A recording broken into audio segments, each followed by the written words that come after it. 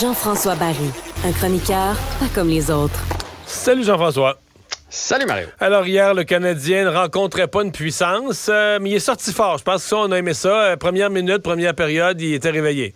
Ah ouais, le Canadien qui a pris les devants à 3-0. Puis on a pu voir hier les chances que le Kraken nous a données, les revirements dans leur zone, les fois où on a réussi à les embouteiller. Je me suis dit, des fois, les équipes, quand ils jouent contre nous, c'est comme ça qu'ils se sentent. Parce que c'était le fun de jouer contre le Kraken hier. Là. Ouais. On avait toujours l'impression qu'il pouvait se passer quelque chose. Puis comme de fait, il s'en est passé quand même beaucoup. Le Canadien a manqué d'opportunisme. Remarque... du côté des Kraken aussi, Samuel Montembeault a fait de gros arrêts en première période pour garder le match 0-0, après ça 1-0, 2-0. Il a vraiment fermé la porte aux Kraken qui essayaient de revenir. Le seul but, en fait, c'est sur cette fameuse séquence de 2 minutes et demie des joueurs du Canadien dans leur zone, là, complètement embouteillés. Honnêtement, là, si j'étais Martin Saint-Louis, là, je ferais un petit...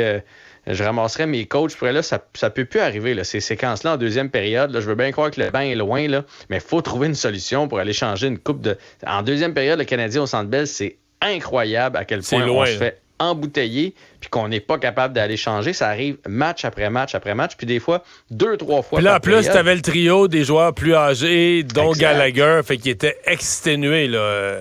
C'est pas compliqué. C'est pas compliqué. Il fallait que Montembeault fasse un arrêt miraculeux. Il avait fait un gros arrêt juste avant, puis il n'a pas réussi à conserver la rondelle, parce que c'était le seul salut du Canadien. Les joueurs jouaient plus, ils pouvaient plus toucher la rondelle. Il restait le gardien qui pouvait l'arrêter puis la contrôler. C'était le seul espoir, finalement, à rentrer. Il l'a accroché pour rentrer dans le haut du but. En plus, Matheson avait perdu son bâton, donc ça on était à 4,5 puis 4,5 fatigué. Bref, c'est pas grave, là, le Canadien a fini par aller chercher la victoire, mais je veux dire, c'est une situation qui se répète match après match. Puis maintenant, avec la puce qu'ils ont dans leur chandail, on est capable de voir exactement combien de temps qu'ils sont sur la patinoire. Fait que là, ils nous le mettent dans le bas de l'écran. Fait que quand tu passes les 2 minutes de suite sur la glace à te défendre, pendant que l'autre équipe attaque et souvent réussit à changer, ça finit par peser dans la balance. T'as des joueurs qui t'ont impressionné? Ben moi, Slavkovski, je l'ai trouvé vraiment très bon hier.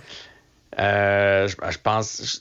il y a 19, hein, Mario? Tu te souviens qu'il y a 19, là? Fait que tantôt, quand il va être à pleine maturité à 23-24, il y a des jeux hier. Moi, j'ai été impressionné quand il a mis le pied sur la rondelle, qu'il a pris le temps de se lever la tête, regarder pour chercher le bon joueur. Je veux dire, ça démontrait à quel point il était fort. Et moi, ce que je remarque, là, vous remarquerez ça prochaine partie, si...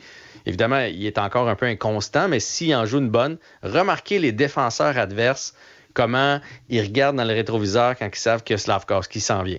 Ils commencent déjà à leur jouer dans la tête. Hier, combien de jeux il a coupé en sortie de zone avec sa grande perche? Parce que, tu sais, il est grand, là. Il a un grand bâton.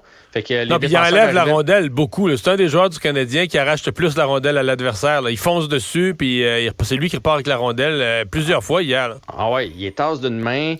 Sinon, le défenseur arrive pour faire sa passe, puis la palette arrive parce qu'il y a un grand bâton. Non, j'ai beaucoup aimé. Puis j'ai aimé les commentaires de Martin Saint-Louis qui a dit il n'y a pas de but, il n'y a pas de passe. Là, mais des fois, le sommaire, ça ne dit pas tout dans un match. Là. Si tu as regardé le match, Slavkovski a été, à mon avis, le meilleur joueur du Canadien hier. Et je vous rappelle qu'il est tout jeune. Donc, ça regarde très, très bien dans son cas. Bien aimé Montembeault aussi. Monahan, évidemment. Puis Anderson qui a finalement un but, mais on a trouvé la solution. Il fallait juste enlever le gardien à l'autre bord. Voilà! Hey, mais c'est le gardien qui empêche la rondelle de rentrer. Là. C'est ça l'affaire. Faut l'envoyer en fin de match, pas de gardien.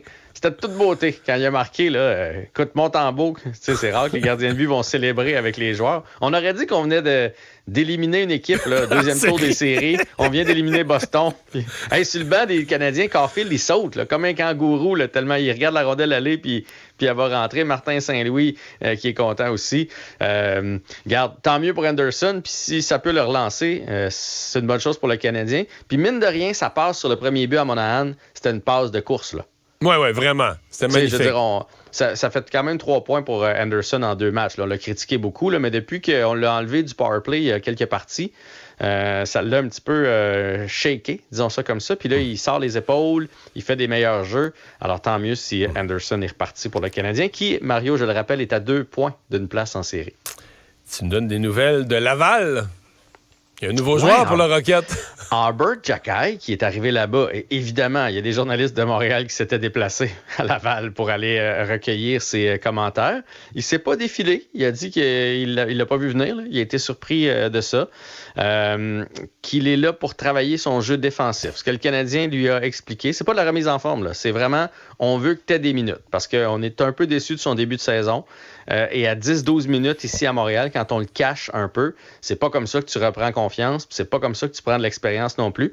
On se souviendra que l'an passé, il y a un peu peut-être faussé les données, puis il a peut-être fait un saut trop grand pour lui, puis là, il y a un petit retour en arrière. Mais il voyait pas ça de façon ultra négative. En tout cas, il l'a pas dit. Ça a l'air qu'il s'amusait sur la patinoire. Non, il doit pas être si content. Ça a l'air qu'il s'amusait bien sur la patinoire et tout et tout. Et concernant le fait que les joueurs vont sûrement l'essayer, évidemment, il ne s'est pas montré ben apeuré de ça. S'il y a des gars de la Ligue américaine qui ont envie de jeter mitaine devant Arbor Xhekaj, je pense qu'il va être là pour répondre. En même temps, on a compris que ce qu'ils lui ont dit, c'est reste sur le jeu. Là. On ne veut pas que tu passes 15 minutes au cachot à chaque partie. On veut justement qu'il y ait du millage et que ce soit le défenseur numéro 1. Il nous reste 20 secondes. Parle-nous de l'équipe Canada Junior. Combien de Québécois? 7 Québécois, 8 joueurs de la Ligue junior majeure du Québec, 2 gardiens, 4 défenseurs, 2 attaquants, dont le meilleur attaquant, probablement Jordan Dumais, là, celui qui a été repêché par Columbus. Donc, lui devrait être sélectionné. Et Owen Beck aussi, espoir du Canadien de Montréal, qui joue dans la Ligue de l'Ontario. Merci. À demain. Salut.